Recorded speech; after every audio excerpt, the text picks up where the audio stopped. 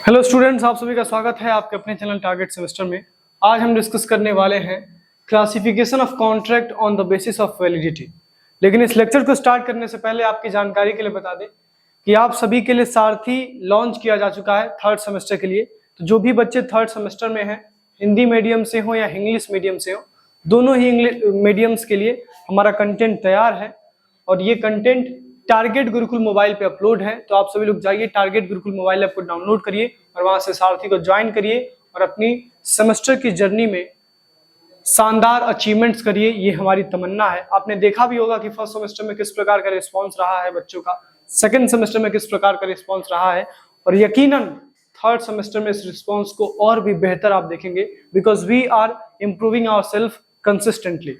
और इस इम्प्रोवाइजेशन के फेज में आपको भी आना चाहिए, आपको भी अपने आप को धीरे धीरे इंप्रूव करना चाहिए। अगर आपने अभी तक सारथी नहीं ज्वाइन किया था फर्स्ट और सेकंड सेमेस्टर में, तो अब आपको सारथी ज्वाइन करने से चूकना नहीं चाहिए, क्योंकि अब आपने 2 मौके ऑलरेडी खो दिए हैं। ये तीसरा मौका है आपको अपने आप को सही साबित करने का, आपको अपने आप को टॉपर बनाने का। तो इस मौके को मत खोइए, जाइए डिस्क्रिप्शन में लिंक दिया गया है, हमारे टारगेट गुरुकुल मोबाइल ऐप को डाउनलोड करिए और वहां से सारथी को ज्वाइन करिए।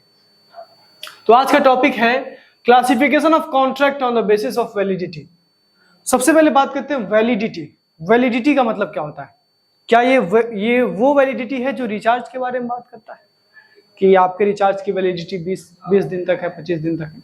नहीं, वैलिडिटी का मतलब है कोई भी चीज जो सही है in the eyes of law. अगर कोई भी चीज गुड और कंसाइज है in the eyes of law, अगर कानून किसी चीज को सही मानता है तो उसको हम वैलिड कहते हैं। किसको वैलिड कहते हैं?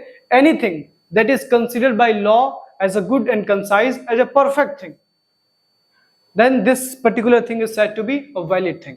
अगर कोई भी चीज कानून की निगाहों में वैलिड है, अच्छी है, तो उसको हम वैलिड कहेंगे। अगर वो कानून के सभी प्रोविजंस को फॉलो करके बनाई गई है तो हम उससे वैलिड कहेंगे। वैलिड कॉन्ट्रैक्ट यानी ऐसा कॉन्ट्रैक्ट जो लॉ ऑफ कोर्ट में इन्फोर्सेबल होता है, यानी ऐसा कॉन्ट्रैक्ट जिसको लीगल रिकॉग्निशन मिल सकता है, जो इन्फोर्सेबल होता है at a court of law. और दूसरी चीज, जिस कॉन्ट्रैक्ट के अंदर कॉन्ट्रैक्ट के सारे इसेंशियल्स होते हैं। इससे पहले हमने देखा था कि कॉन्ट्रैक्ट के 10 इसेंशियल्स होते हैं। Section 10 of Indian contract act 1872 कहता है कि किसी भी कॉन्ट्रैक्ट को बनाने से पहले कुछ एसेंशियल्स उसमें डालने पड़ते हैं। अगर किसी भी कॉन्ट्रैक्ट में वो सारे इसेंशियल्स हैं जो वहां पे हम लोग सेक्शन 10 में पढ़े थे, और वो कॉन्ट्रैक्ट कोर्ट ऑफ लॉ के द्वारा इन्फोर्सेबल है, तो हम उसको वैलिड कॉन्ट्रैक्ट कहेंगे। ठीक है। दूसरा टॉपिक है वॉइड एग्रीमेंट। वॉइड एग्रीमेंट का मतलब क्या होता है, एक बार रीड करते हैं। The contract which can not be enforced in a court of law is called a void agreement. ऐसा कॉन्ट्रैक्ट, ऐसा एग्रीमेंट जो कि कोर्ट ऑफ लॉ के द्वारा इन्फोर्सेबल नहीं है, उसको हम वॉइड एग्रीमेंट कहेंगे। मतलब ऐसा एग्रीमेंट जिसमें कुछ न कुछ लीगल डिसेबिलिटी है, कुछ न कुछ कानूनी प्रावधान का उल्लंघन किया गया है, या फिर उसमें कोई ऐसा ऑब्जेक्ट की बात हम कर रहे हैं, किसी ऐसे उद्देश्य की बात कर रहे हैं उस कॉन्ट्रैक्ट में, उस एग्रीमेंट में, जो वास्तव में असंवैधानिक है, इलीगल है।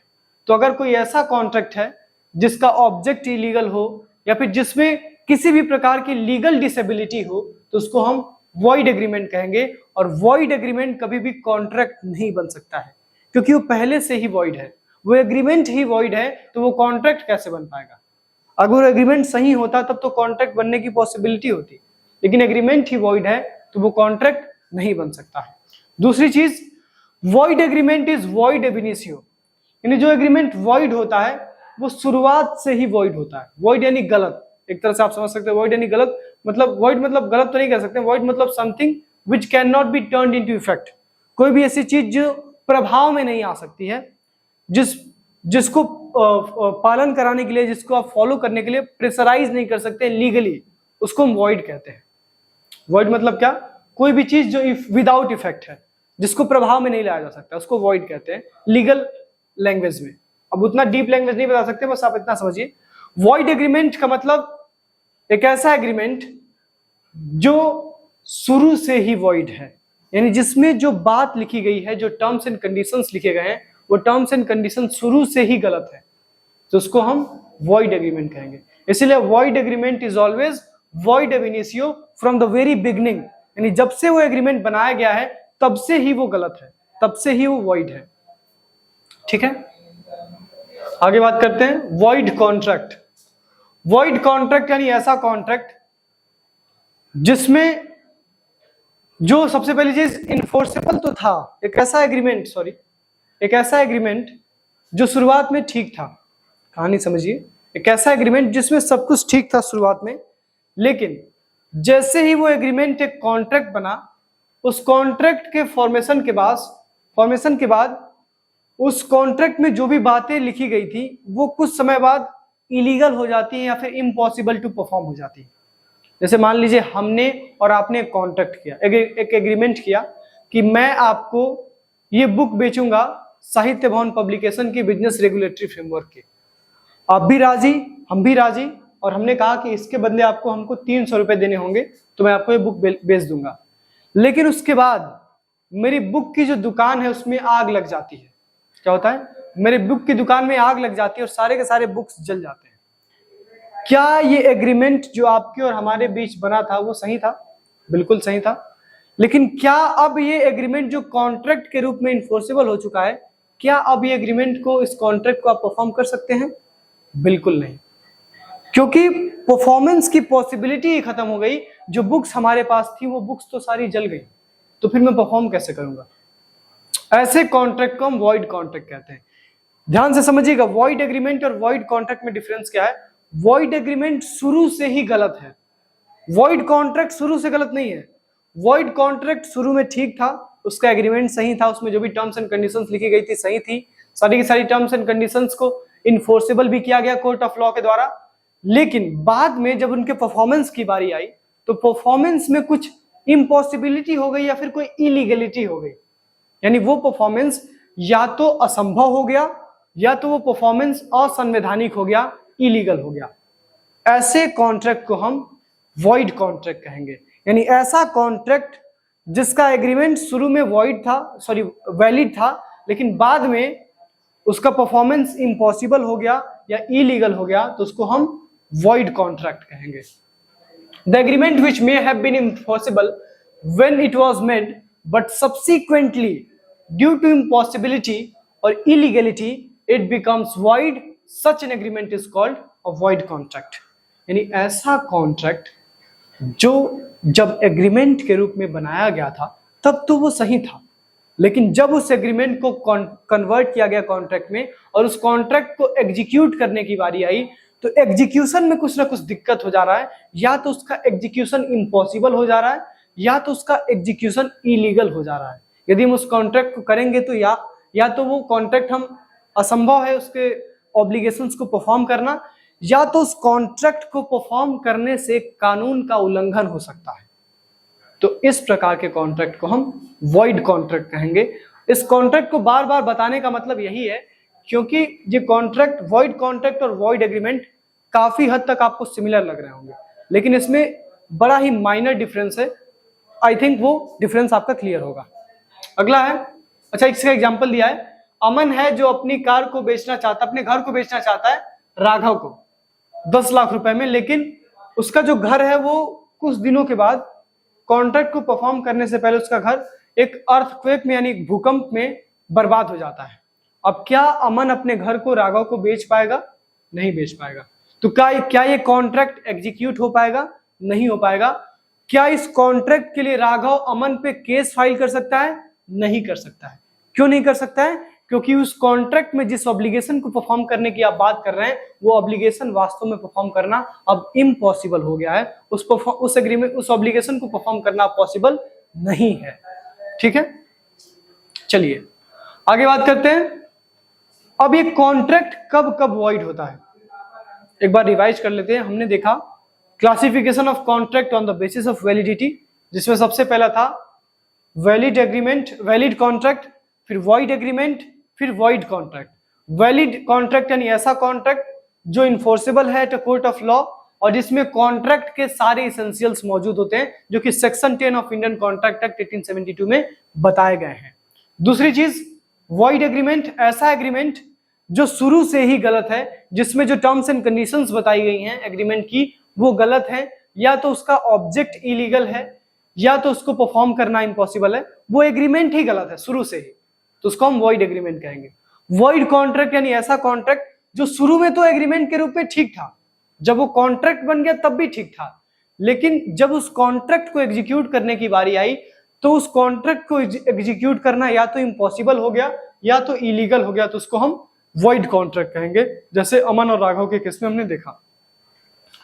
अब कोई भी कॉन्ट्रैक्ट वॉइड क्यों होता है और कब होता है, कोई भी कॉन्ट्रैक्ट वॉइड कब होता है और क्यों होता है, ये हमारा अगला टॉपिक है। सबसे पहला कॉन्ट्रैक्ट का वॉइड होने का जो कारण होता है वो ये होता है कि उस कॉन्ट्रैक्ट में जिस ऑब्लिगेशन को एग्जीक्यूट करने की बात की जा रही है वो ऑब्लिगेशन इम्पॉसिबल हो जा रहा है, वो ऑब्लिगेशन परफॉर्म करना आपके लिए असंभव हो जा रहा है, तो उस केस में वो जो कॉन्ट्रैक्ट होगा वो वॉइड हो जाएगा। दूसरा कंडीशन है सब्सीक्वेंट इलीगलिटी। शुरू में सब कुछ ठीक था जब ये कॉन्ट्रैक्ट बना तब, लेकिन जब उस कॉन्ट्रैक्ट को एग्जीक्यूट करने की बारी आई तो उस कॉन्ट्रैक्ट में जिस ऑब्लिगेशन को एग्जीक्यूट करना था, जिस ऑब्जेक्ट को अचीव करना था, वो ऑब्जेक्ट और वो ऑब्लिगेशन ही इलीगल डिक्लेयर कर दिया गया हमारे देश की गवर्नमेंट के द्वारा। तो इस केस में भी वो कॉन्ट्रैक्ट वॉइड हो जाएगा। यानी कॉन्ट्रैक्ट या तो सुपरवेनिंग इम्पॉसिबिलिटी से वॉइड हो सकता है, या तो सब्सीक्वेंट इलीगलिटी से वॉइड हो सकता है, या तो तब वॉइड हो सकता है जब उस कॉन्ट्रैक्ट को हम उस कॉन्ट्रैक्ट को अवॉइड कर दे रहे हैं। जैसे मान लीजिए आपके और हमारे बीच कॉन्ट्रैक्ट बना और उसमें एक ऑप्शन दिया गया कि अगर मैं चाहूं तो इस कॉन्ट्रैक्ट को अवॉइड कर सकता हूं, उस कॉन्ट्रैक्ट को छोड़ सकता हूं। तो अगर मैं उस कॉन्ट्रैक्ट को अवॉइड कर दिया तो कॉन्ट्रैक्ट अपने आप वॉइड हो जाएगा। पॉइंट टू बी नोटेड, अगर किसी कॉन्ट्रैक्ट में किसी पार्टी को ऐसा अथॉरिटी दिया जा रहा है कि ये कॉन्ट्रैक्ट आपके ऑप्शन पे वॉइडेबल होगा, वॉइडेबल यानी ये कॉन्ट्रैक्ट आप अगर चाहेंगे तो वॉइड मान लिया जाएगा। अगर किसी पार्टी को ऐसा ऑप्शन दिया जा रहा है तो, और अगर वो पार्टी उस ऑप्शन को एक्सरसाइज कर ले रही है तो उस केस में उस कॉन्ट्रैक्ट को वॉइडेबल कॉन्ट्रैक्ट माना जाएगा। क्या माना जाएगा? उस केस में उस कॉन्ट्रैक्ट को वॉइडेबल कॉन्ट्रैक्ट माना जाएगा। चौथा कंडीशन है when the event of a contingent contract becomes impossible. अगर हम एक ऐसा कॉन्ट्रैक्ट बना रहे हैं जो कंटिंजेंट नेचर का है और वो इम्पॉसिबल हो जाता है, कुछ समय के बाद उसको परफॉर्म करना इम्पॉसिबल हो जाता है, तो उस केस में भी आपका जो कॉन्ट्रैक्ट होगा वो वॉइड हो जाएगा। अब हम इसका एक्सप्लेनेशन देखेंगे एक एक करके, लेकिन पहले देखते हैं सबसे पहला कारण कॉन्ट्रैक्ट को वॉइड होने का। सबसे पहला कारण होता है किसी भी कॉन्ट्रैक्ट के वॉइड होने का सुपरवेनिंग इम्पॉसिबिलिटी। सुपरवेनिंग इम्पॉसिबिलिटी का मतलब क्या है?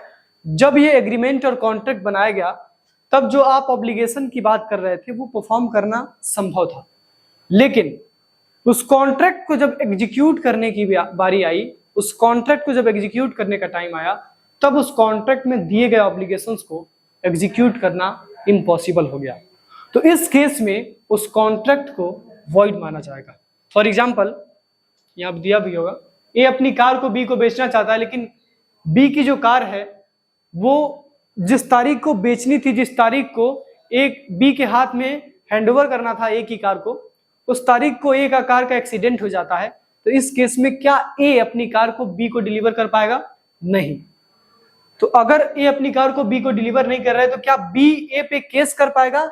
नहीं, क्योंकि इसमें गलती ए की नहीं है, इसमें गलती किसी की नहीं है, इसमें गलती है ये कि वो कॉन्ट्रैक्ट, वो एग्जीक्यूशन, वो ऑब्लिगेशन इम्पॉसिबल टू परफॉर्म हो गया।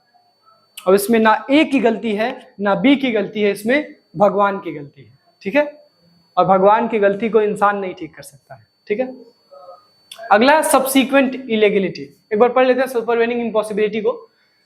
When a contract becomes impossible to perform after its performance, it is called supervening impossibility. Supervening impossibility का मतलब होता है अगर कोई कॉन्ट्रैक्ट जब बनाया गया, बनाने के बाद उस कॉन्ट्रैक्ट को जब परफॉर्म करने की बारी आई तो वो इम्पॉसिबल हो गया, तो उसको हम सुपरवेनिंग इम्पॉसिबिलिटी कहेंगे। जैसे ए अपनी कार को बी को बेचना चाहता था, लेकिन ए की कार एक्सीडेंट में डिस्ट्रॉय हो गई, बर्बाद हो गई, जल गई, ब्लास्ट हो गई, तो क्या अब वो ए अपनी कार बी को बेच पाएगा? नहीं बेच पाएगा, और बी ए पे केस भी नहीं कर पाएगा, क्योंकि गलती यहाँ पे ए की नहीं है, यहाँ पे सुपरवेनिंग इम्पॉसिबिलिटी की गलती है। अगला है सब्सीक्वेंट इलीगलिटी।